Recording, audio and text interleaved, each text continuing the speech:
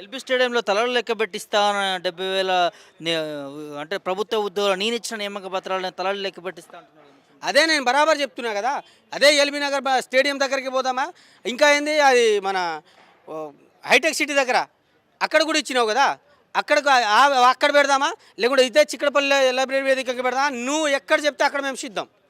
నీ అసెంబ్లీలో చెప్తావా, లేకుంటే నువ్వు మన గతంలో కట్టించిన ఏంది సెక్రటరియేట్కి వస్తావా? ఎక్కడికి వస్తున్నా మేము సిద్ధం. ఏ బోర్డు దగ్గర అయినా మేము సిద్ధం వస్తాం. నువ్వు శ్వేతపత్రం తీసుకొని వస్తావు. ఏం పత్రం తీసుకొని శ్వేతపత్రం తీసుకొని రా. నువ్వు ఖాళీలు ఎన్ని గుర్తించినావో చెప్పు. నువ్వు ఆర్థిక శాఖ నుంచి ఎన్ని క్లియరెన్స్ తీసుకున్నావో చెప్పు. నువ్వు ఆ నోటిఫికేషన్ మీద ఎప్పుడున్నాయో చెప్పు. అరే గతంలో ఉన్న ఆ నోటిఫికేషన్లకి ఒక 60 ఉద్యోగాలు జోడించి నువ్వు కొత్త నోటిఫికేషన్ లెక్క గ్రూప్ 1 చూపించినావు. అదేవిధంగా 5,000 నోటిఫికేషన్ 5,000 ఉద్యోగాలు జోడించి నువ్వు డిఎస్సి ఉద్యోగాలని కొత్త నోటిఫికేషన్ లెక్క చూపిస్తా ఉన్నావు. మిగతాయి కూడా కనబడతాయి కదా. నోటిఫికేషన్ ఎప్పుడు రిలీజ్ అయినాయో అది దానికి సవాల్ చేసుకొని రా. నువ్వు ఎప్పుడు ఉద్యోగాలు ఇచ్చినావు, ఎన్ని ఉద్యోగాలు ఇచ్చినావు, మేము సవాల్కి స్వీకరిస్తా ఉన్నాం. నిరుద్యోగులు నువ్వు రాకపోతే ప్రభుత్వం వెంటనే రాజీనామా చేయాలి. అసలు ఈ పనికిమాలిన ప్రభుత్వం వెంటనే రాజీనామా చేస్తేనే బాగుంటుంది. ప్రజలు కూడా ఆలోచన చేయాలి.